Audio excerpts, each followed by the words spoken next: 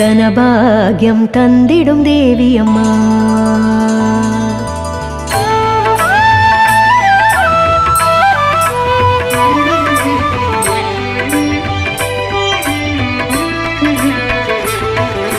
தனபாகியம் தந்திடும் தேவி அம்மா. ஸ்ரீதேவி லக்ஷ்மி தனம் நாளும் தந்திடும் தேவி அம்மா. ஸ்ரீதேவி லக்ஷ்மி தனபாகியம் தந்திடும் தேவி அம்மா. மங்களமாக தெரிபவளே மாநிதி எல்லாம் தருபவளே. மங்களமாக தெரிபவளே மாநிதி எல்லாம் தருபவளே.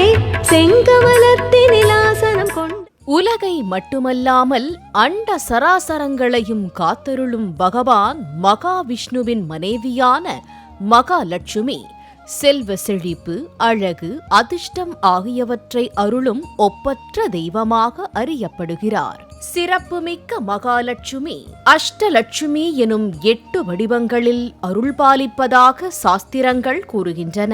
செல்வத்தை அருளும் ஆதிலட்சுமி, பொன் பொருளை அருளும் தனலட்சுமி, உணவு மற்றும் தானியத்தை அருளும் தானியலட்சுமி, வளம் மற்றும் அதிகாரத்தை அருளும் கஜலட்சுமி, குழந்தை வரத்தை அருளும் சந்தானலட்சுமி, தைரியம், உறுதி, பலத்தை அருளும் வீரலட்சுமி, வெற்றியை அருளும் விஜயலட்சுமி, ஞானம் மற்றும் கல்வியை அருளும் வித்யாலட்சுமி என 8 வடிவங்களில் மகாலட்சுமி திருவருள் புரிகின்றாள். மகிமை மிக்க அஷ்டலட்சுமி தேவியருக்கு இந்தியாவில் முதன்முறையாக கட்டப்பட்ட ஆலயம் நமது சென்னை மாநகரில் பெசன்ட் நகர் பகுதியில் எலியட்ஸ் கடற்கரையின் அருகில் அமைக்கப்பட்டுள்ளது.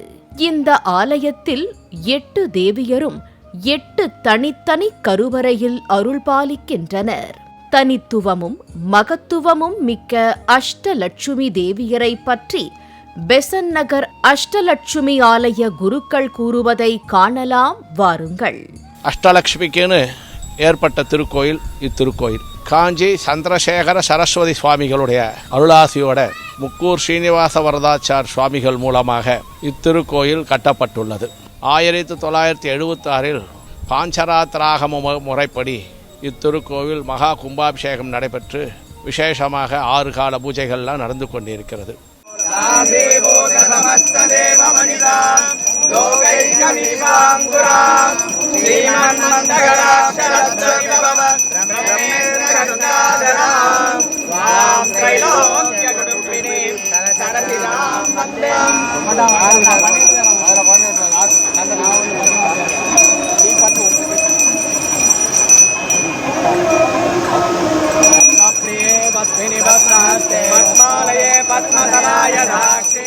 இத்திருக்கோயில் அஷ்டாங்க விமானம்னு சொல்லக்கூடிய விமானம் ரொம்ப விசேஷமான விமானம்.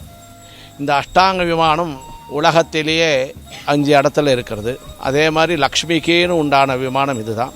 திருக்கோட்டியூரில் ராமானுஜர் எல்லாரும் உய்விக்க எண்ணி அஷ்டாட்சர மந்திரத்தை சொன்ன இடமான திருக்கோஷ்டியூரில் இருக்க விமானமும் அஷ்டாங்க விமானம். அடுத்ததாக உத்தரமேரூர் அந்த கோயிலும் அஷ்டாங்க விமானம். உத்தரமேரூர் அருள்மிகு சுந்தரராஜ பெருமாள் திருக்கோயில், அதுவும் அஷ்டாங்க விமானம். அடுத்தது மதுரை கூடலழகர் சன்னதி, அந்த சன்னதியிலையும் அஷ்டாங்க விமானம். அடுத்ததாக வைகுந்த விண்ணகரம்னு சொல்லக்கூடிய காஞ்சிபுரம் திவ்ய நட்சத்திரம் இருக்கக்கூடிய வைகுந்த பெருமாளுடைய சன்னதியும் அஷ்டாங்க விமானம். பேரப்பட்ட அஷ்டாங்க விமானம் கொண்ட அஷ்டலட்சுமி திருக்கோயில் இத்திருக்கோயில். இங்கே மகாலட்சுமியை பார்க்கடல், அங்கே தான் அவதாரம் பண்ண மகாலட்சுமி. மகாவிஷ்ணு உறைவிடமும் வங்கக்கடல் கடைந்தன்ற மாதிரி வங்கக்கடலோரம் பார்க்கடல்லே இருக்கிறதுனால எப்படி பார்க்கடலை கடைந்தும் பொழுது மகாலட்சுமி அவதாரம் பண்ணா, அதனால் இங்கே மகாலட்சுமி நின்ன திருக்கோளில் இருந்து சேவை சாதிப்பாள். மகாலட்சுமி அவதாரம் பண்ண உடனே மகாவிஷ்ணு திருவார்படியில் போய் அமர்றா.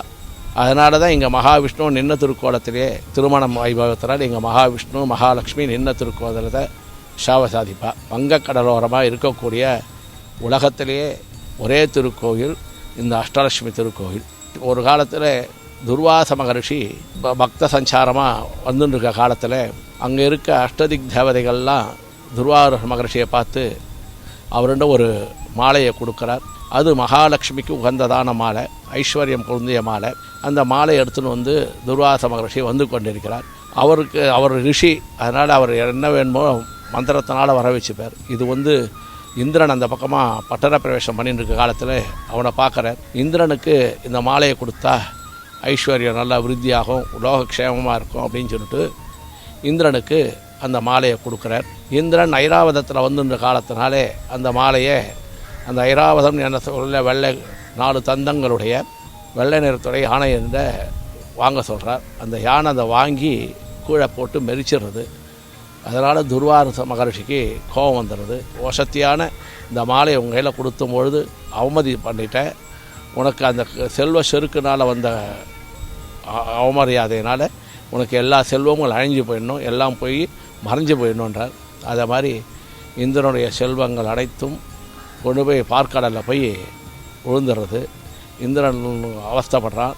பரமசிவன், பிரம்மா 3 எல்லோரும் போய் மகாவிஷ்ணுவோட போய் முறையிடுறான்.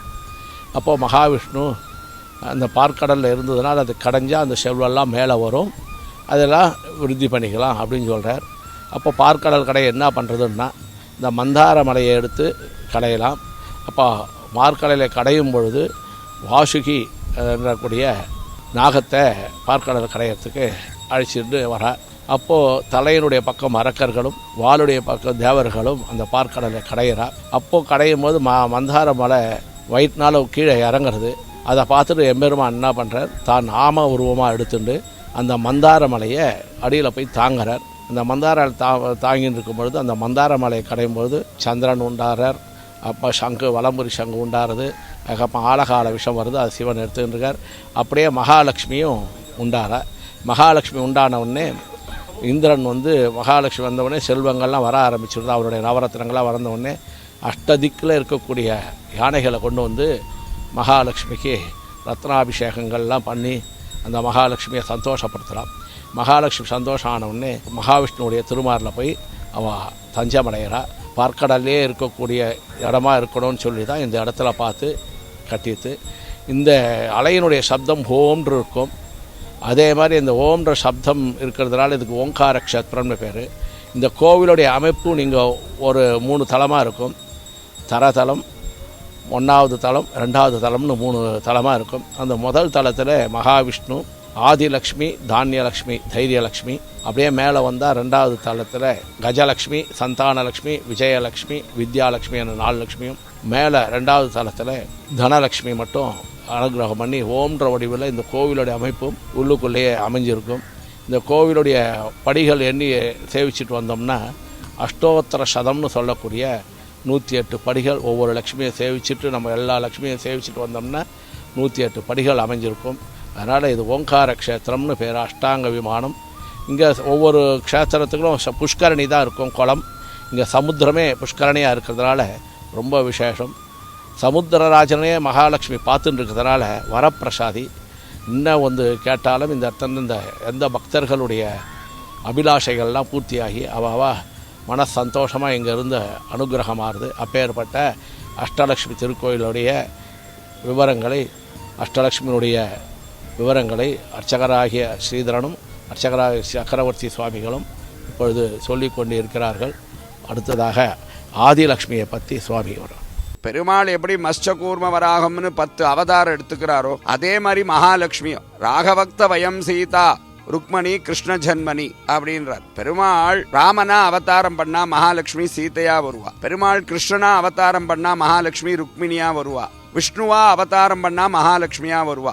ஆழ்வார் பாசுரங்களை சொல்ற மாதிரி நின்படிக்கெல்லாம் தன்படி ஏற்க அன்புடன் நின்னோடு அவதரித்தருளின்னு அவதார காலங்கள் இப்படிதான்றது சொல்ல முடியாது. பெருமாளுடைய அவதாரத்துக்கு ஏற்ப மகாலட்சுமியும் தன்னை மாத்திட்டு அவதாரம் பண்ணுவா. அதன்படியாக மகாவிஷ்ணுவா வந்ததுனால இங்க மகாலட்சுமியா வரா.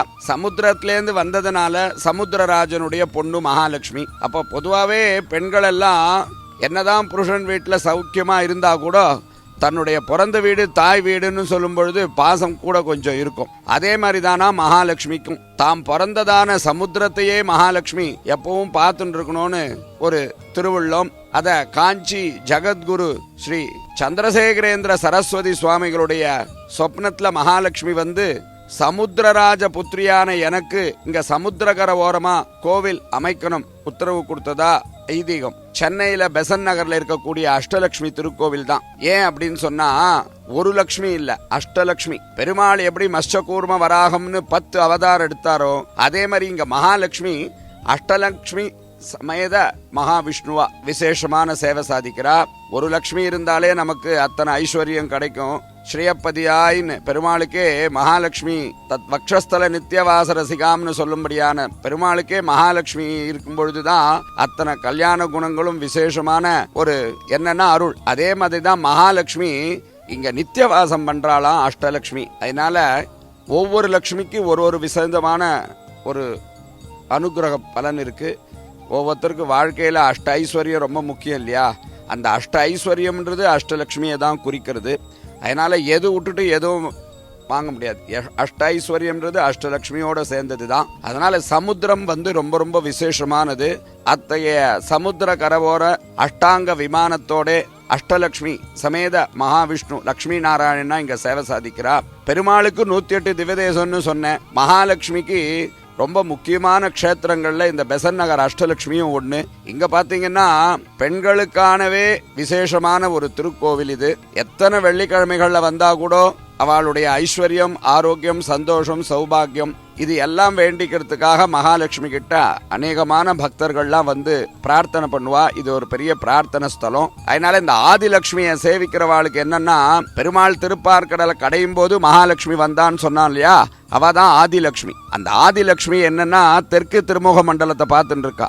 யம பயத்தை போக்கி நீண்ட ஆயுஷ் ஆரோக்கியத்தை கொடுக்குறா. நோவு நொடியெல்லாம் இருக்கிறவாளுக்கு தன்வந்திரி எல்லாருக்கும் ஜெகத் பிரசித்தியா தெரியும். இந்த ஆதிலட்சுமி தான் சமுத்திரத்திலேருந்து அமிர்தத்தோட வந்ததுனால அமிர்தத்தை சாப்பிட்டா எப்படி மரணமே இல்லாம இருக்கலாமோ அதே மாதிரி இந்த மகாலட்சுமியை சேவிக்கிறவாளுக்கு நோவு நொடி இருக்கிற வரைக்கும் சகல சௌபாகியத்தோட தேக சௌக்கியம் பூர்ண ஆரோக்கியத்தை கொடுக்கறதான ஆதிலட்சுமி. இந்த ஆதிலட்சுமியானவள் 2 கைகள் வரதஹஸ்தம் அபயஸ்தத்தோட சேவை சாதிக்கிறா. இங்க என்ன இருக்குதுன்னு சொன்னாக்கா கீழே இந்த தீபம், வாத்தியம், ரிஷபம், ஸ்வஸ்திக்கு இப்படிதான அஷ்டமங்கல பொருட்கள்ல மகாலட்சுமி மங்கள நாயகியா அமர்ந்திருக்கா.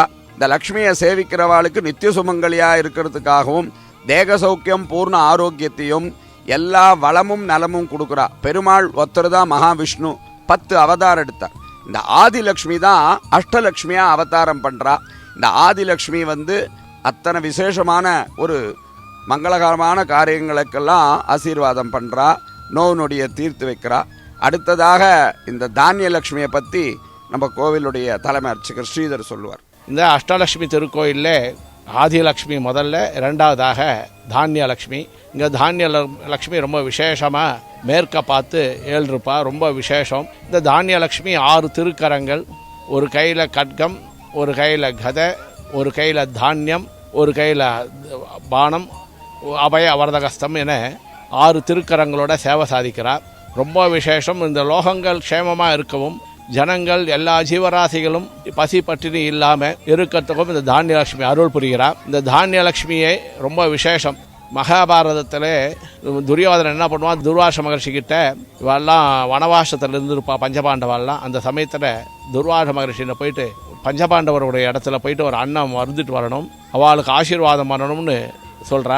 துர்வாச மகர்ஷி அதை நம்பிட்டு அங்கே போய் பார்க்குறா. அங்கே திரௌபதி இருக்கார். அப்போ தான் எல்லாம் அன்னத்தை சாப்பிட்டுட்டு அந்த பாத்திரம்லாம் அலம்பி வச்சுருக்கா. அப்போது துர்வாச மகர்ஷி நான் அன்னம் இது பண்ணலாம் வச்சுருக்கேன், இன்றைக்கி இங்கே ததியாராதனை பண்ணலான்னு நானும் எங்கள் சிஷ்யர்கள்லாம் வரோன்னு இருக்கோம்.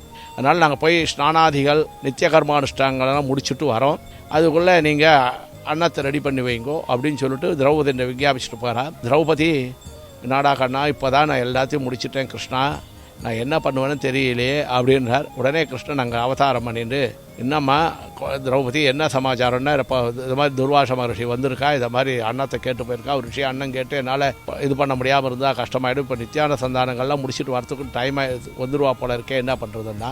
அப்போ கிருஷ்ணன் நீ எந்த பாத்திரத்தில் அன்னம் பண்ண காமின்னார். அதை பார்க்க அதை அலம்பி வச்சதில் ஒரே ஒரு பருக்கு இருந்தது. அதை கிருஷ்ணன் எடுத்து வாயில் போட்டு கிருஷ்ணார்ப்பணம் அப்படின்னு சொன்ன உடனே இங்கே துர்வார மகர்ஷியெல்லாம் நித்தியாசந்தானம் முடிச்சு அவளுக்கெல்லாம் வயிறு ரொம்ப போயிடுது, சாப்பிட்றதுக்கு இடமே இல்லை. அதை மாதிரி ஃபுல்லான உடனே அவளுக்கு சந்தோஷிச்சார். உடனே கிருஷ்ண பரமாத்மா துர்வாச மகர்ஷி முன்னாடி வந்து நீங்கள்லாம் சதியாராந்தத்துக்கு ஏறலாம், திரௌபதி எல்லாம் ரெடி பண்ணி வச்சுருக்கான்னு விஞ்ஞாபிக்கிறார். அப்போது துர்வாச மகர்ஷி இல்லை, நான் நன்னா எங்களுக்கெல்லாம் வயிறு ரொம்ப ஃபுல்லாக இருக்குது, நான் அவள்கிட்ட அபசாரப்பட்டிருக்கேன், நான் வந்து வராததை நீங்கள் அவள்கிட்ட இது பண்ணிக்க வேண்டாம், அவளோட அனுகிரகம் அவள் பரிபூர்ணமாக நன்னா இருக்கணும், நான் இங்கேருந்து ஆசீர்வாதம் பண்ணிட்டேன்னு சொல்லு, அவள் அந்த கிருஷ்ணனை நினச்சிட்டு நான் வயிறு ஃபுல்லாக சாப்பிட்டாச்சுன்னு சொல்லி விஞ்ஞாபிச்சிரு அப்படின்னு சொன்னார். உடனே கிருஷ்ணர் போய் திரௌபதி என்று சொல்லி இந்த மாதிரி சந்தோஷத்தாச்சுட்டா துர்வாச மகர்ஷியெல்லாம் நீ கவலைப்படாதமானார். அப்படிப்பட்ட கிருஷ்ணர் தானியலட்சுமி நினைச்ச உடனே அவளுக்கெல்லாம் அந்த அன்னங்கள்லாம் கிடைச்சி சந்தோஷத்தைப்பட்ட மாதிரி அப்பேற்பட்ட விசேஷத்தை கொடுக்கக்கூடிய தானியலட்சுமி இங்கே 7 இருக்கா. இந்த தானியலட்சுமியை சேவிச்சா அவ்வளோ விசேஷம். இந்த தைரியலட்சுமி வடக்கு திருமுகமாக அமர்ந்திருந்து அனைவருக்கும் அருள் பாலித்து கொண்டு இருக்கிறார். இந்த தைரியலட்சுமி 8 திருக்கரங்கள், சங்கு, சக்கரம், பானம், தனுசு, சூலம், அக்ஷய பாத்திரம் அப்படின்னு சொல்லக்கூடிய அபயவரதகஸ்தம் அப்படின்னு சொல்லக்கூடிய 8 திருக்கரங்களில் இருந்து அருள் பாலித்து கொண்டு இருக்கிறார். வீரலட்சுமி தைரியலட்சுமி ரெண்டும் ஒன்றா சொல்லுவா, பேர்பட்ட லக்ஷ்மிவா எல்லாருக்கும் அருள் பாலித்து கொண்டு இருக்கிறார். ஒரு காலத்தில் போஜ மகாராஜா இந்த ஆட்சி பண்ணிட்டு இருக்கும் பொழுது அஷ்டலக்ஷ்மியும் பூஜிச்சு தான். அப்போது ஒவ்வொரு லக்ஷ்மியும் கூட்டு ஆராதனை பண்ணி அஷ்டலக்ஷ்மியும் அந்த அரண்மனையில் பூஜிச்சுருந்தான். ஒரு காலகட்டம் முடிஞ்ச உடனே அஷ்டலட்சுமி எல்லாம் வந்து அவனுக்கு நிறைய அனுகிரகம் பண்ணிட்டு ஒவ்வொருத்தரும் எங்களுக்கெல்லாம் விட கொடுக்கணும், நாங்கள்லாம் உனக்கு எல்லாம் இந்த நாடுலாம் செழிப்பாக இருக்கிறதுக்கோசம் அனுகிரகம் பண்ணியாச்சு அப்படின்னு சொல்லிட்டு ஒவ்வொரு லக்ஷ்மியும் அனுகிரகம் அவனுக்கு ஆசீர்வாதம் பண்ணிட்டு கிளம்புறா. அப்போது போஜ மகாராஜா எல்லா லக்ஷ்மியும் போங்க, தைரியலட்சுமி மட்டும் இருக்கட்டும் அப்படின்னு சொல்கிறா. அப்போது அஷ்டலட்சுமிலாம் கேட்குறா, ஏன் அந்த தைரியலட்சுமி மட்டும் சொல்கிறேன்னா, எனக்கு மனோதைரியம் பண்ணுறக்கூடிய தைரியம் இருந்தால், ஒரு ராஜாவுக்கு மனோதைரியம் முக்கியம், அந்த தைரியம் இருந்தால் எல்லாத்தையும் செழிக்கக்கூடிய தன்மை தானாக வளரும், அதனால் எனக்கு அனுகிரகம் வேணும்னா. அப்போது அஷ்டலட்சுமியை சொன்னால், எப்போ நீ தைரியலட்சுமியை அனுகிரகத்தை வாங்கிக்கணும்னு நினச்சியோ அப்பயே உனக்கு அஷ்டலட்சுமியுடைய ஆசீர்வாதமும் உனக்கு கிடைக்கிறது. அதனால் மனோதைரியத்தை வச்சுட்டு இந்த நாடுகள்லாம் முன்னேறத்துக்கும் நீ க்ஷேமமாக இருக்கணும், இந்த ராஜ்யம் பரிபாலனம் பண்ணணும்னு சொல்லி அஷ்டலட்சுமியும் அனுகிரகம் பண்ணால். அப்பேற்பட்ட மகாலட்சுமி தைரியலட்சுமி. இந்த தைரியலட்சுமின்ற யார் வந்து பிரார்த்தனை பண்ணிட்டாலும் அப்பேற்பட்ட மன கஷ்டங்கள், சில விஷயங்கள் சில கஷ்டங்கள் வெளில சொல்லலாம், சில கஷ்டங்கள் வெளில சொல்ல முடியாது. அப்பேற்பட்ட மன சங்கடங்கள் இருக்கக்கூடிய காலமாக இருந்தாலும் தைரியலட்சுமியிலிருந்து மனசார பிரார்த்தனை பண்ணிட்டா அந்த கஷ்டங்கள்லாம் நிவர்த்தியாகி மனோதைரியத்தை கொடுத்து எல்லா விதமான ஐஸ்வர்யத்தையும் கொடுத்து அனுகிரகம் பண்ணக்கூடிய லக்ஷ்மி தைரியலட்சுமி. நமது அஷ்டலட்சுமி திருக்கோவிலில் கஜலட்சுமி தாயாருடைய வைபவம். ஒரு சமயம் அந்த துர்வாச மகரிஷியினுடைய சாபத்தினால இந்திரலோகத்தில் இருந்த செல்வமெல்லாம் சமுத்திரத்தில் போய் விழுந்து போச்சு.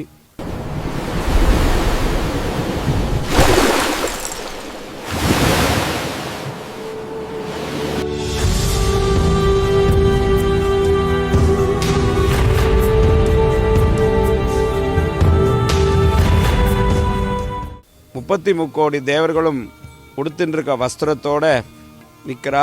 எல்லாரும் போய் பெருமாள்கிட்ட போய் பிரார்த்தனை பண்ணுறா. பெருமாள் மகாவிஷ்ணு ஒரு உபாயத்தை சொல்கிறா.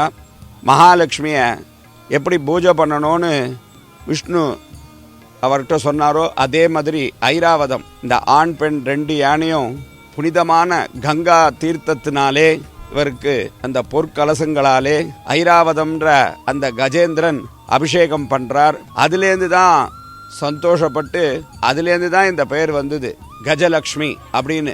ஏன்னா கஜங்களாலே பூஜை செய்யப்பட்டு ஆராதனை செய்யப்பட்டதுனால கஜலக்ஷ்மி. இந்த கஜலக்ஷ்மியானவள் ராஜபோகம், அரசபோகம், சுகபோகங்கள் எல்லாம் தரக்கூடியதான மகாலட்சுமி. நீங்கள் பாருங்கோ, ஒருத்தர் வீட்டில் காந்தாலும் சரி, நலப்படி வாசலில் கஜலக்ஷ்மி இருப்பா. அந்த வீட்டுக்கு லக்ஷ்மி கடாட்சமும் அதிருஷ்டமும் கிடைக்கிறதுக்காக. அதே மாதிரி கோவிலில் பார்த்தீங்கன்னா கூட அந்த கருவறைக்கு மேலே இருக்கக்கூடிய அந்த வாசப்படியில் கஜலட்சுமி இருப்பாள். அது சிவன் கோவிலாக இருந்தாலும் சரி, பெருமாள் கோவிலாக இருந்தாலும் சரி, மற்ற அம்பாள் சன்னதியாக இருந்தாலும் கஜலட்சுமி இருப்பாள். காரணம், கஜலட்சுமி ராஜபோகம், அரசபோகம், சுகபோகங்களெல்லாம் தருதா ஐதீகம். அப்படிப்பட்டதான கஜலட்சுமி இந்த அஷ்டலட்சுமி கோவிலிலே விசேஷமாக அஷ்டலட்சுமிகளில் ஒருவராக எழுந்திருக்கா. இவாளெல்லாம் தரிசனம் பண்ணால் நம்மளுக்கு அதிர்ஷ்டம் கிடைக்கும். எப்படின்னா, என்ன கூட படிச்சிருப்போம், எத்தனையோ நல்ல டேலண்ட் எல்லாம் இருக்கும், ஆனால் அதிருஷ்டம் இல்லையே அப்படின்னு நினைப்பான். அந்த அதிருஷ்டம்ன்றது தெய்வ அனுகிரகத்தினால நடக்கக்கூடிய ஒரு விஷயம்.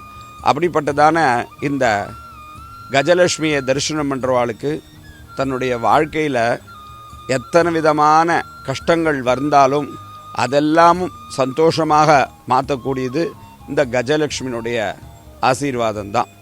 எப்படி கஜேந்திர ஆழ்வான் மகாலட்சுமியை பூஜை பண்ணி சந்தோஷப்படுத்தி இந்திரனுக்கு உன்னுடைய ஐஸ்வர்யம் எல்லாம் போய் சமுத்திரத்தில் விழுந்துடணும் அப்படின்னு ஒரு கஷ்டமான ஒரு சாபம் இருந்தது இல்லையா, அதெல்லாம் மகாலட்சுமி தான் போக்கி கொடுத்து எந்த மாலையை இந்திரன் அவமானப்படுத்தினானோ உதாசீனப்படுத்தினானோ அதே பத்ம மாலையை மகாலட்சுமி சூடின அந்த மகாலட்சுமி பத்ம மாலையை இந்திரனுக்கு போட்டு உனக்கு நித்திய ஐஸ்வர்யமும் நீ இந்திரலோகத்தை ஒரு குறவும் இல்லாம ஆட்சி செய்வ அப்படின்னு ஆசீர்வாதம் பண்ணதும் அந்த கஜலட்சுமி தான். கஜலட்சுமியானவள் ரொம்ப சீக்கிரத்திலேயே சந்தோஷப்பட்டு பலனை கொடுப்பாளாம். ஏன்னா கஜேந்திர ஆழ்வான் அந்த காவிரி புனித தீர்த்தத்தினாலே அவளை அபிஷேச்சனம் பண்ணான். அபிஷேகம்ன்றது ரொம்ப குளிர்ந்த பண்ணும் மனசை. சட்டுன்னு என்னதான் ஒரு பெரிய கோபம் இருந்தா கூட ஒரு குளிர்ச்சி அந்த அபிஷேகம் பண்ணா அத்தனை மனசுக்கு சாந்தி ஆயிடுமா. அதே மாதிரி இந்த கஜலட்சுமி அந்த கங்கா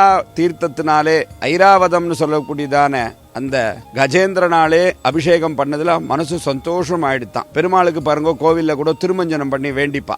ஏதோ ஒரு காரியம் ஆகணும் அப்படின்னா ஒரு கோவிலில் திருமஞ்சனம் பண்ணுவோமேனா, திருமஞ்சனம் பண்ணால் சட்டுன்னு தேவதைகள் எல்லாம் சந்தோஷப்பட்டு பலனை கொடுப்பாளாம். அதே மாதிரி தான் இந்த கஜலட்சுமி கூட ரொம்ப சுலபத்தில் சந்தோஷப்பட்டு பெரும் பலனை கொடுப்பாளாம். கஜலட்சுமி தான் எல்லா கோவில்கள்லையும் கூட நீங்கள் பாருங்கோ, அந்த நிலப்படியில் பார்த்தீங்கன்னா கஜலட்சுமி இருந்திருப்பா. அது பெருமாள் கோவிலாட்டும், சிவன் கோவிலாட்டும், அம்பாள் கோவிலாட்டும், எந்த கோவிலாக இருந்தால் கூட வீடாட்டும் கஜலட்சுமி அந்த நிலப்படியில் இருப்பா. காரணம் அதிருஷ்டத்தை கொடுப்பாளாம். கஜலட்சுமியை வச்சாச்சின்னு சொன்னால் அந்த வீட்டில் ஐஸ்வர்யத்துக்கு குறைவு இருக்காது, ஆரோக்கியத்துக்கு குறைவு இருக்காது, சந்தோஷத்துக்கு குறை இருக்காது. அந்த அதிருஷ்டமானது இருந்துகிட்டே இருக்குமா. அதிருஷ்டம்ன்றது ரொம்ப ரொம்ப வாழ்க்கையில் முக்கியம் இல்லையா. ஏன் அப்படின்னு சொன்னால் நமக்கு நியாயமாக கிடைக்க வேண்டிய விஷயங்கள்லாம் தாமதம் ஆறுதுன்னா நமக்கு அதிருஷ்டம் இல்லையேன்னு புலம்புவான். ஆனால் இந்த கஜலட்சுமியை பிரார்த்தனை பண்ணுறவாளுக்கு வாழ்க்கையில் அதிருஷ்டமானது தேடி தேடி வருமா. அதனால தான் இந்திரனுடைய பெரிய சாபம் துர்வாச மகரிஷிக்கு வைகுண்டத்தில் சாட்சாத் சீமன் நாராயணனுக்கு சாத்தின பத்மமாலை கிடைச்சிது. சரி, இன்னைக்கு இந்திரனுடைய பிறந்த நாள், இந்த பிரசாதத்தை அவனுக்கு கொடுத்தா அவன் இந்திரலோகத்தை நல்ல மாதிரி ஆட்சி பண்ணுவான்னு சொல்லி தான் இந்திரலோகத்துக்கு அதை எடுத்துட்டு போய் கொடுக்கறதுக்கு போறார். அப்பதான் எதிர்பாராத விதமா இந்த பத்மமாலை தன்னுடைய மகிமை இழக்க பண்ற மாதிரி பண்ணிட்டதுனால உடனே துர்வாசருக்கு கோபம் வந்து தான் இத்தனை சாபங்கள் வந்தது. இந்திரனுக்கு எந்த மாலையினால அவனுக்கு அந்த கஷ்டம் வந்ததோ அதே மாதிரி ஒரு பத்ம மாலை தானே எடுத்து அவனுக்கு கொடுத்து நீ இந்திரலோகத்தை நல்ல மாதிரி ஆட்சி பண்ணுவ, உனக்கு ஒரு குறையும் வராது அப்படின்னு அவனுடைய இழந்த செல்வத்தெல்லாம் மகாலட்சுமி கொடுத்தாலாம். அது மாதிரி தான் நாம கூட கஜலட்சுமியை பிரார்த்தனை பண்ணிட்டா நமக்கு வாழ்க்கையில் நமக்கு என்ன கஷ்டம் இருந்தால் கூட அதை க்ஷணத்தில் போக்கி நம்மளுக்கு எல்லா வளமும் நலமும் இந்த மகாலட்சுமி கஜலட்சுமியானவள் கொடுப்பா. அதனால் இந்த மகாலட்சுமி அஷ்டலட்சுமி கோவிலில் கஜலட்சுமியாக எழுதிருக்கா. நீங்கள் எல்லாரும் பிரார்த்தனை பண்ணி எல்லா வாழ்க்கையில் எல்லா அதிர்ஷ்டமும் சந்தோஷ சௌபாகியத்தையும் அடையணும்னு இந்த கஜலட்சுமியினுடைய ஆசீர்வாத மந்திரத்தை சொல்லி உங்களுக்கு பிரார்த்தனை பண்ணிக்கிறேன். சந்தானலட்சுமி அப்படின்னு சொல்லும் பொழுது எவ்வளோ சந்தோஷம் பாருங்க. காரணம் ஒருத்தர் வாழ்க்கையில திருமண வாழ்க்கையில 2 காலம் இருந்து சந்தான பாக்கியம் இல்லைன்னா அவ மனசு எவ்வளோ கஷ்டப்படும் பாருங்க. அதனால இந்த சந்தான செல்வத்தை அனுகிரகம் பண்றது இந்த சந்தான லட்சுமி தான். எப்படின்னா இந்த சந்தான லட்சுமியை பத்தின ஒரு மகிமையான ஒரு கதை உண்டு. ஒரு சமயம் அயோத்தியாவை தலைநகரமாக கொண்டு இந்த திலீபன்ற மகாராஜா இந்த ஆண்டு வந்தார் அந்த நாட்டை. ஏன்னா அவர் ரகுவம்சத்துடைய ராஜா. திலீப மகாராஜா இந்திரனை பார்க்கறதுக்காக இந்திரலோகம் போறார். இந்திரனை சந்திச்சுட்டு அவன்கிட்ட பேசிட்டு ஏதோ மறந்தவாறு கற்பக விருட்சம், காமதேனு, ஐராவதம் எல்லாம் இந்த இந்திரலோகத்துல இருக்கு. 33 கோடி தேவர்களும் கற்பக விருட்சம், காமதேனு இதெல்லாம் நித்தியம் பூஜை பண்ணுவா. அப்படி வசந்தமான இடத்துல இருக்கக்கூடிய காமதேனு பசுவை, தேவ பசுவான காமதேனுவை இவர் பிரதட்சணம் பண்ணி வழிபடாமலே ஏதோ மறந்தவாறு பூலோகம் திரும்பிவிட்டார். இதை அறிந்த தேவபசுவான காமதேனு தன்னை பூஜை செய்து வணங்காமல் தன்னை உதாசீனப்படுத்திட்டதாக எண்ணி திலீப மகாராஜாவுக்கு ஒரு சாபத்தை கொடுத்தது. என்ன அப்படின்னு கேட்டா, தன்னை வணங்காம போன திலீப மகாராஜா தன்னுடைய மகளான நந்தினி பசுவை பூஜை பண்ணி பணிவிடை செய்தால் மட்டும் அவனுக்கு சந்தான பாக்கியம் கெட்டட்டும் அப்படின்ற ஒரு சாபத்தை கொடுத்துருச்சு. இந்த சாபத்தை பத்தி திலீப மகாராஜாவுக்கு தெரியாது. ஏன்னா அவர் ஏதோ ஞாபக மறதியா இதை கவனிக்காமையே அவர் போயிட்டதுனால இந்த சாபம் விட்ட விஷயங்கள்லாம் அவருக்கு தெரியாது. அவர் ரொம்ப நாளா திருமல பந்தத்துல இருந்து தனக்கு ஒரு வம்ச விருத்தி ஏற்படலையே, ஏன்னா ரகு வம்சம், இவர் ரகு வம்சத்துடைய மன்னர், தனக்கு அப்புறம் ராஜ்ய பரிபாலனம் பண்றதுக்கு ஒரு சந்தான பாக்கியம் இல்லையே அப்படின்னு ரொம்ப மனம் வருந்தினார். ஏன் நம்ம குலகுருவான வசிஷ்டர்கிட்ட போய் நமக்கு சந்தான பாக்கியம் இல்லையே, இதுக்கு ஏதாவது பரிகாரம் கேட்டு அதை செஞ்சு நிவர்த்தி பண்ணோம்னா நமக்கு புத்திர பாக்கியம் கிடைக்கும்னு எண்ணி தன்னுடைய பத்னியான சுதக்ஷணைய அழிச்சுண்டு நேர விஸ்வாமித்திரருடைய ஆசிரமத்துக்கு போறார். அங்க ராஜ மரியாதையோடு அவருக்கு பாத பூஜைகள் எல்லாம் பண்ணி, முனி சிரேஷ்டரே, முக்காலம் முனிந்த தாங்கள் என்னுடைய இந்த பிரார்த்தனையான சந்தான பாக்கியம் இல்லாததுக்கு தாங்கள் தான் ஏதாவது ஒரு உபாயம் சொல்லி எங்களுக்கு ஆசீர்வாதம் பண்ணணும்னு வேண்டிருக்க, இந்த திலீப மகாராஜானுடைய மேல ஒரு பரிதாபப்பட்டு இந்த திலீப மகாராஜாக்கு ஏதாவது நல்லது பண்ணணும், இதுக்கு என்னத்தினால காரணம்ன்றது அறியறதுக்காக ஒரு க்ஷண நேரம் கண்ணை மூடி தியானம் பண்ணும் பொழுது அவருடைய ஞான திருஷ்டியில தெரியுது. ஒரு தடவை திலீப மகாராஜா இந்திரலோகம் போயிருக்கா. இந்திரலோகத்தை போய் இந்திரனை பார்த்துட்டு வர வழியில கற்பக விருட்சம் காமதேனு இருக்கு, அதை பூஜை பண்ணி நமஸ்காரம் பண்ணாம ஏதோ சிந்தனையில இவன் பூலோகம் வந்துட்டான். இத தவறா நினைச்ச நந்தினி பசு இந்த காமதேனு தன்னை பூஜை பண்ணாம உதாசீனப்படுத்திட்டான்னு எண்ணி எனக்கு சந்தான பாக்கியம் நந்தினி பசுவுக்கு பூஜை பண்ணி பணிவிட செஞ்சு அந்த ஆசீர்வாதம் வாங்கினாதான் இவனுக்கு சந்தான பாக்கியம் ஆகணும்னு சாபம் கொடுத்துருத்து. இந்த சாபத்தை பற்றி அவனுக்கு தெரியல. அந்த வசிஷ்டர் தன்னுடைய ஞான சக்தி தபோபலத்தினால பார்த்து தெரிஞ்சுண்டார். ராஜாவை கூப்பிட்டு சொல்றார், இந்த மாதிரி இருந்து உனக்கு ஒரு சாபம் வந்திருக்கு, அது உனக்கு தெரியல, நீ ஒன்றும் கவலைப்பட வேண்டாம், நான் இந்திரலோகத்தில் இருக்கக்கூடிய நந்தினி பசுவை என்னுடைய பூஜா பலனாலையும் நான் பிரார்த்தனை பண்ணி பூலோகத்துக்கு வரவழைக்கிறேன். நீங்கள் ஒரு 21 நாள் அவருக்கு பணிவிட செஞ்சு பாத பூஜைகள் எல்லாம் பண்ணி அவளுடைய ஆசீர்வாதத்தை வாங்கிக்கோங்க, கண்டிப்பாக உங்களுக்கு சந்தான பாக்கியம் ஆகும்னு மகாமுனி வசிஷ்டர் சொன்னார். அதே மாதிரியே தன்னுடைய தபோபலத்தினாலும் பூஜா பலன்களினாலும் நந்தினி பசுவை பூலோகத்துக்கு கொண்டு வந்து இவாளை ராஜாவும் ராஜாவுடைய பத்தினியும் அந்த நந்தினி பசுக்கு பூஜை பண்ணி அந்த 21 நாள் முடிகிற சமயம் அவர் அடர்ந்த காட்டுக்கு அது நந்தினி பசு புல் மேயறதுக்காக போகிறது.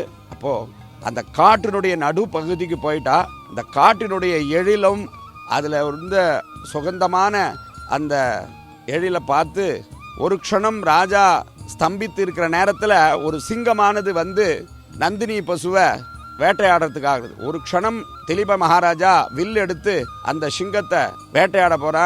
உடனே அந்த சிங்கம் பேசுறது, ஏ ராஜா, இப்ப நம்ம எதிர இருக்க பார்த்தீங்களா இந்த விருட்சம் வன்னி மரம், இது பார்வதி தேவி நட்டு இதை வளர்த்துருக்கா, இதை நான் பாதுகாக்கிறதுக்காக இங்க இருக்கேன். இந்த வழியா போகக்கூடிய மிருகங்களை வேட்டையாடி சாப்பிட்றது தான் எனக்கு பார்வதியும் பரமசிவனாலும் உத்தரவு கொடுத்துருக்கா. அதை பிரகாரம் நான் இந்த பசுவை சாப்பிட போறேன் ஆகாரமானா. உடனே அந்த நிலைமையை முறிஞ்சுட்ட திலீப மகாராஜா நந்தினி பசுவை விட்டுடுங்கோ, என்ன ஆகாரமாக எடுத்துக்குங்கோ அப்படின்னு சொல்லவும் உடனே அவனுடைய பக்தியை மெச்சி அந்த சிங்க ரூபத்தில் இருந்ததை அது நவுந்துட்டு இந்த நந்தினி பசு அவன்கிட்ட பேசிட்டு, உன்னுடைய பக்தியை சோதிக்கிறதுக்காக நான் தான் இப்படி ஒரு லீலையா பண்ணேன், அதனால நீ கவலைப்படாத, உனக்கு வம்ச விருத்தி ஆகும். நந்தினி பசு நீயும் உன்னுடைய பத்தினியும் சாக்ஷாத் மகாலட்சுமியை தபஸ் பண்ணுங்கோ, உங்களுக்கு ஒரு உபாயம் சொல்கிறேன், சந்தான லட்சுமியாக உங்களுக்கு அவள் காட்சி கொடுப்பா, அவள் ஆசீர்வாதத்தில் உங்களுக்கு சந்தான பாக்கியம் ஏற்படும்னு அவளுக்கு ஆசீர்வாதம் பண்ணிட்டு நந்தினி பசு தேவலோகம் போயிடுத்து. உடனே இவா தம்பதிகள் 2 பேரும் மகாலட்சுமியை குறித்து தபஸ் பண்ணுறா.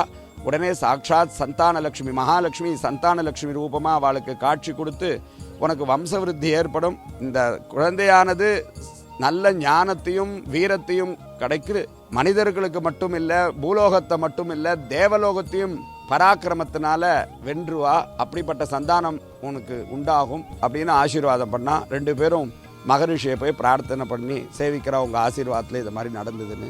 உடனே சிறிது காலத்தில் ஒரு சத் சந்தானம் புத்திரன் பிறக்கிறான். அவன்தான் ரகு வம்சத்துடைய ரகு அப்படின்னு பேர். பிற்காலத்தில் அவன் பெரிய வில்லாதி வில்லனாக இருந்து பெரிய ராஜாவாக இருக்கான், சக்கரவர்த்தியாக இருக்கான். ஒரு தடவை அஸ்வமேத யாகம் பண்ணுறான். அந்த யாகத்தோட முடிவில் அந்த ஊர் ஜனங்களுக்கெல்லாம் தானங்கள் தர்மங்கள்லாம் பண்ணுறான். ஒரு பிராமணன் வந்து கேட்குறான், எனக்கு கல்யாணம் ஆகணும், அதுக்கு உண்டான தனம் தேவைன்னா. இப்போ தான் தனங்களெல்லாம் கொடுத்து முடித்தேன், ஒரு நாள் நீங்கள் பொறுங்கோ, நாளைக்கு உங்களுக்கு எல்லா தனமும் நான் பண்ணுறேன் அப்படின்ட்டு தன்னுடைய சாரதியை பார்த்து, நாளைக்கு நம்ம யக்ஷலோகத்துக்கு போருக்கு போகிறோம், அதனால் அதுக்கு தயார் பண்ணுங்கன்னா. ஏன்னா குபேரன் வந்து இருக்கிறது யக்ஷ பர்வதம். அங்கே உடனே இந்த விஷயம் அவனுக்கு தெரிஞ்சு போய் குபேரன் அங்கேருந்து பணமழையாக கொட்டுறான். அந்த ஊர் அந்த நாட்டில் பணமழையை பெய்ய வைக்கிறான் குபேரன். ஏன்னா இவன் பெரிய பராக்கிரமன். இவனுடைய போருக்கு பயந்து உடனே குபேரனே பணமழையை பொழிய வைக்கிறாராம். உடனே அந்த ராஜா அந்த அந்தணனை கூப்பிட்டு, இதெல்லாம் உங்களுக்கு, இல்லை எனக்கு கொஞ்சம் கொடுத்தா போதும்னு அவன் சொல்ல, இல்லை இந்த தனம் பூரா உங்களுக்கு தான் அப்படின்னு சொல்லி அந்த தனத்தெல்லாம் அவளுக்கு கொடுக்குறாளாம். இந்த பூலோகத்தை மட்டும் இல்லை, தேவலோகத்தையும் தன்னுடைய பராக்கிரமத்தினால ஜெயிச்சதுனால ரகுவம்சத்துக்கு ரொம்ப அந்த பேர். குழந்தை பிறந்து அது நல்ல ஞானத்தோடையும் நல்ல தெளிவோடையும் எல்லாருக்கும் உதவி பண்ணுறக்கூடிய ஒரு ஸ்தானத்தில் அந்த சந்தான லக்ஷ்மியானவள் நம்ம குழந்தைங்கள ஆசீர்வாதம் பண்ணுறா. அதனால் தேக சௌக்கியம், பூர்ண ஆரோக்கியம், சத் சந்தானம். ஒரு மகன் தன்னை உடையேன் உலகம் நிறைந்த புகழால்னு ஆண்டாள் எப்படி பேரும் புகழ் அடைஞ்சாலோ அதே மாதிரி நம்ம சந்ததிகள்லாம் பேரும் புகழும் அடையிறதுக்கு சந்தான லக்ஷ்மியினுடைய ஆசீர்வாதம் பூர்ணமாக தேவை. அது நம்ம அஷ்டலக்ஷ்மி கோவிலில் விசேஷமாக சேவை சாதிக்கிறா. சத் சந்தான பாக்கியம் நடக்கிறது. குழந்தை பேர் விழுவாள்லாம் இங்கே வந்து பிரார்த்தனை பண்ணி அவள்லாம் வாழ்க்கையில் சகல சௌபாகியம் அடையணும்னு பிரார்த்திக்கிறோம். விஜயலக்ஷ்மி சக்ஸஸ், வெற்றியை தரக்கூடிய ஒரு விஜயலக்ஷ்மி. இங்கே விஜயதசமி அன்றைக்கி ரொம்ப விசேஷமாக நடக்கும். விஜயலக்ஷ்மின்ற அவ்வளோ பேர் பிரார்த்தனை பண்ணிட்டுருப்பா. சக்ஸஸ்ன்றது ஒவ்வொரு வளர்ச்சியிலையும் சக்ஸஸ் தான். ஒரு குழந்தை பிறந்து அவன் படிப்பில் எல்லாத்துலேயும் சக்ஸஸ் ஆகணும், எல்லாம் முன்னுக்கு வரணும், அதுக்கு சக்ஸஸ் வேணும். அதுக்கப்புறமா வியாபாரங்கள் அதெல்லாம் வியாபாரங்கள்லாம் நல்லா சக்ஸஸ் ஆகணும். நம்ம சுற்றி இருக்கிறவாள்லாம் நமக்கு தொந்தரவு இல்லாமல் அவர்களிருந்து வெற்றி பெறணும். செவ்வாய்க்கிழமை அன்றைக்கி வந்து விஜயலக்ஷ்மிக்கு ஒரு அர்ச்சனையை பண்ணி இதை மாதிரி பிரார்த்தனை பண்ணிட்டான்னா எந்த காரியங்களால் ஜெயமாகணும், நல்ல சத்காரியங்கள் ஜெயமாகணும், இந்த காரியத்தில் நான் வெற்றி பெறணும்னு பிரார்த்தனை பண்ணிட்டா அந்த விஜயலக்ஷ்மிக்கு அங்கே வந்து அனுகிரகம் பண்ணி சக்ஸஸை கொடுக்கக்கூடிய ஒரு இது. ஏன் இங்கே மேற்கு முகமாக பார்த்து விஜயலக்ஷ்மி இருக்கிறதுனால செவ்வாய்க்கிழமையில் வந்து பிரார்த்தனை பண்ணி அர்ச்சனை பண்ணிட்டா அவ்வளோ விசேஷம். பத்மா சரஸ்திதே தேவி பரபிரம்மஸ்வரூபிணி பரமேசி ஜெகன்மாதா மகாலட்சுமி நமோஸ்துதே ஸ்வேதாம் பரதரே தேவி நானாலங்காரபூஷிதே ஜகஸ்திதே ஜெகன்மாதா மகாலட்சுமி நமோஸ்துதேன்னு சொல்லக்கூடிய அடுத்ததாக வித்யாலக்ஷ்மியை நம்ம நமஸ்கரிக்கிறோம். இந்த இடத்துல வித்யாலக்ஷ்மி சதுர்புஜங்களோடையும் அயக்ரீவ பீடம் குதிரையை வாகனமாக உடையவன், பத்மகஸ்தம் அபயவரதகஸ்தம் என 4 திருக்கரங்களோடு இருந்து அருள்பாலிக்கிறார்.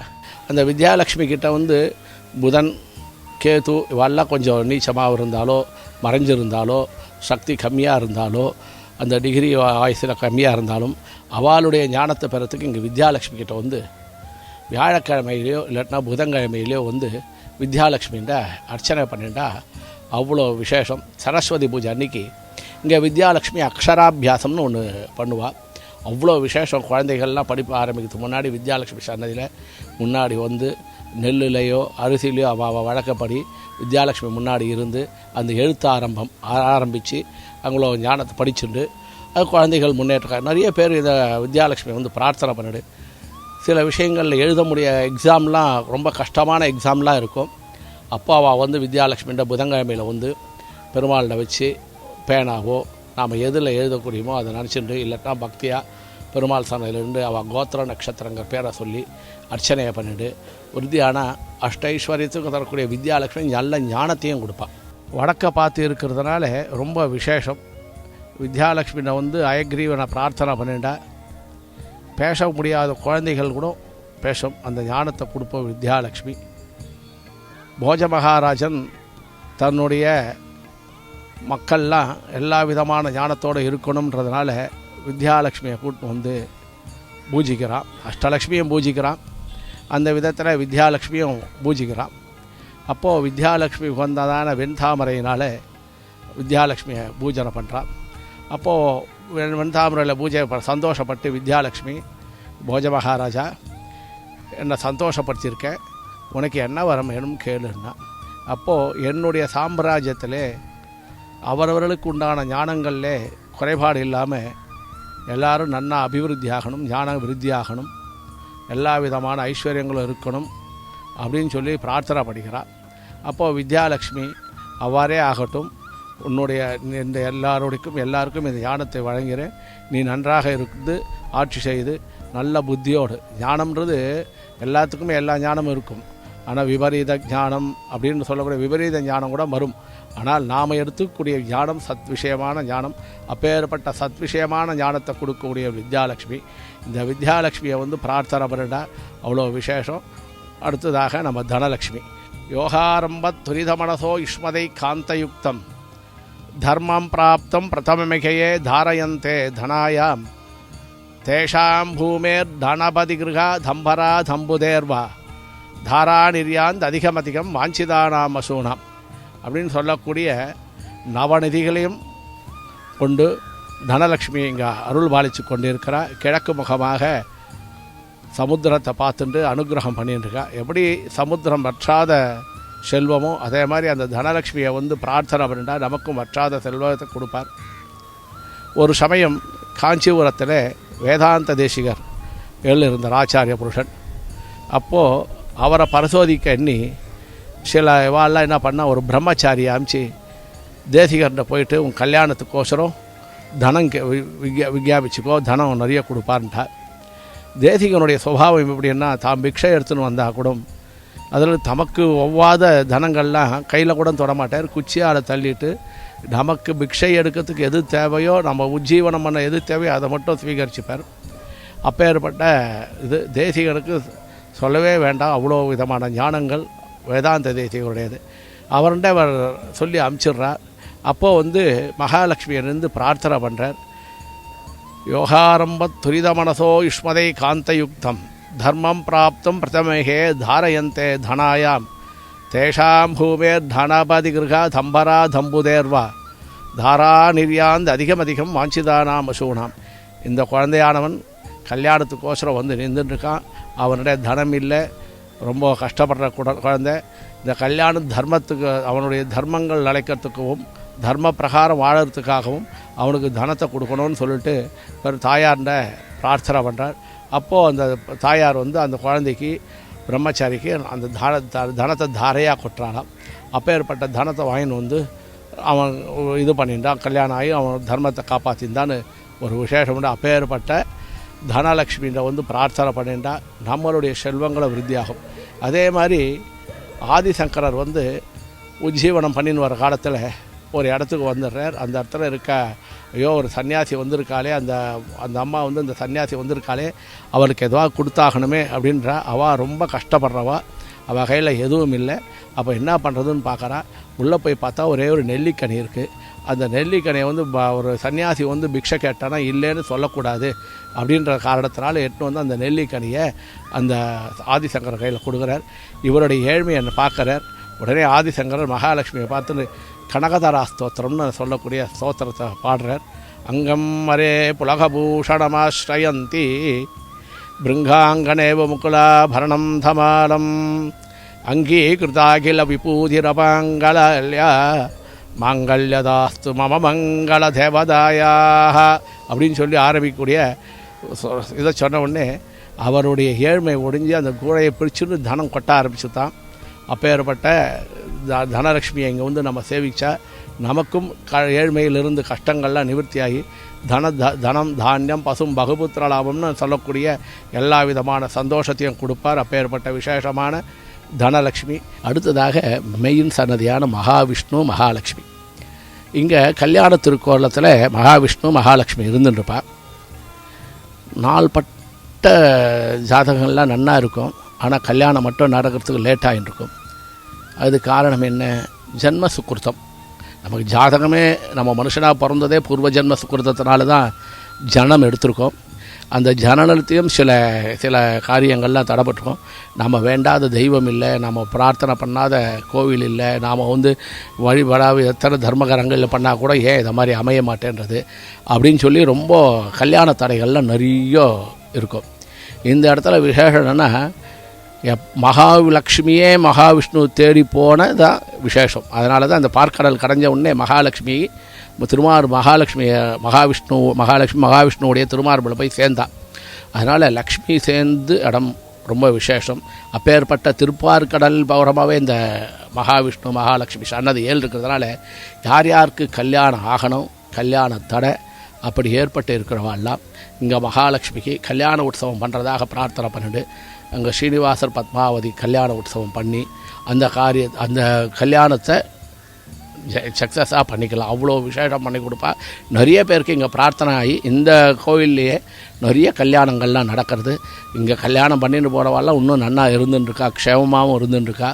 லக்ஷ்மி எல்லா விதமான தோஷங்களையும் நிவர்த்தி பண்ணி கொடுத்துருவா. ஏன்னா தாயின்னு இருக்கிற கருணை வேறு யாருக்குன்னு இருக்காது.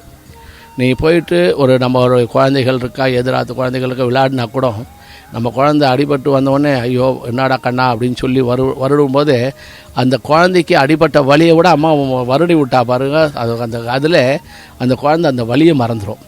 அதுக்கப்புறம் அப்பேற்பட்ட கருணை உள்ளவர் இந்த தாய்.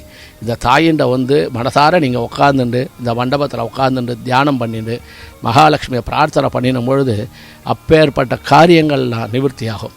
அடுத்ததாக இந்த மகாலட்சுமி ருண விமோச்சனம்னு சொல்லக்கூடிய கடன் தொல்லைகள்.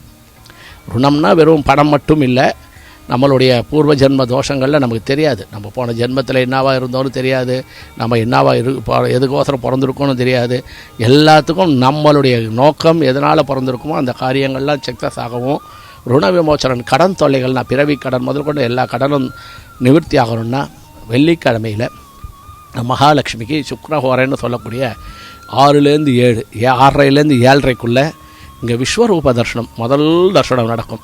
அந்த தர்ஷனத்தில் பார்க்கும்பொழுது அவ்வளோ விசேஷம். எத்தனை விதமான கஷ்டங்கள் இருந்தாலும், கடன் மட்டும் எத்தனை விதமான கஷ்டங்கள் இருந்தாலும் இப்போ நான் சொல்லியிருக்கேனே அத்தனை கஷ்டங்களும் நிவர்த்தி ஆகும். காரணம் என்னென்னா ஸ்ரீமன் மந்த கட்டாட்ச லப்த விபவ பிரம்மேந்திர கங்காதரம் அப்படின்னா சிவன், இந்திரன், பிரம்மா எல்லாருமே லக்ஷ்மியுடைய கடைக்கன் பார்வைக்கோசரம் ஏதுங்கிட்டு இருக்காளாம். அவள் பார்க்க மாட்டாளா, அவள் பார்த்தா எல்லா இடத்துலையும் ஐஸ்வர்யம் வளரும். நாம் அப்பேற்பட்ட பிரம்மா இந்திர சிவாத்மிகாவெல்லாம் பிரார்த்தனை பண்ணிட்டு இருக்கக்கூடிய அந்த லக்ஷ்மியினுடைய கடைக்கன் பார்வை கால வேலை முதல்ல விஸ்வரூப காலத்தில் திறந்து ஆர்த்தி பண்ணும்பொழுது நாமெல்லாம் நின்று சேவிக்கும் பொழுது நம்மக்கிட்ட இருக்கிற இதெல்லாம் தோஷங்கள்லாம் நிவர்த்தியாகி அவருடைய கருணை நம்ம மேலே படும். அந்த மந்த கடாட்சம் நமக்கு பட்டவுடனே மந்த கடாட்சம் பட்டவுடனே நம்ம எல்லா விதமான ஐஸ்வர்யங்களும் பெற்று ரொம்ப வாழ்வோம். அப்பேற்பட்ட விசேஷமான இந்த அஷ்டலட்சுமி சன்னதி கோயிலுக்கு எல்லோரும் தரிசனம் பண்ணுங்க. எல்லா விதமான ஐஸ்வர்யம் வரட்டும். க்ஷேம ஸ்தைரிய தைரிய வீரிய விஜய அபய ஆயுகு ஆரோக்கிய ஐஸ்வர்யா அப்படின்னு சொல்லக்கூடிய 8 விதமான ஐஸ்வர்யங்களும் பெற்று சகல இன்புற்று வாழுமாறு பிரார்த்திக்கிறோம். ஸ்ரீமன் நாராயணா. அனைத்து நன்மைகளையும் அளவில்லாமல் அருளும் அஷ்டலட்சுமி தேவியரை வழிபடுவதன் மூலம் செல்வ வளத்துடன் ஆரோக்கியம், கல்வி, வீரம், சந்தானம் உள்ளிட்ட 8 வகை செல்வங்களையும் பெற்று வாழ்வில் நிம்மதியும் வெற்றியும் கிடைக்குமென வேதங்கள் கூறுகின்றன. அது மட்டுமல்லாமல் அஷ்டலட்சுமி தேவியரின் அருளால் குடும்பத்தில் மகிழ்ச்சி அதிகரித்து தொழில் விருத்தியாகி பொருளாதார தடைகள் நீங்கி வாழ்வில் முழுமையான செழிப்பு உண்டாகும் என்பது உறுதியான உண்மையாகும். அஷ்டலட்சுமி தேவியரை போற்றிடுவோம், அனைத்து செல்வங்களையும் பெற்று உயர்ந்திடுவோம்.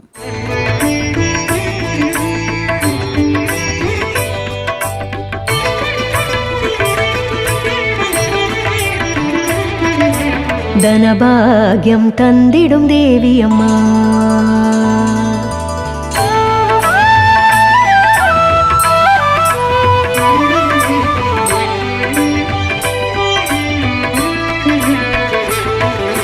தனபாக்யம் தந்திடும் தேவியம்மா, ஸ்ரீதேவி லக்ஷ்மி தனம் நாளும் தந்திடும் தேவியம்மா, ஸ்ரீதேவி லக்ஷ்மி தனபாக்யம் தந்திடும் தேவியம்மா.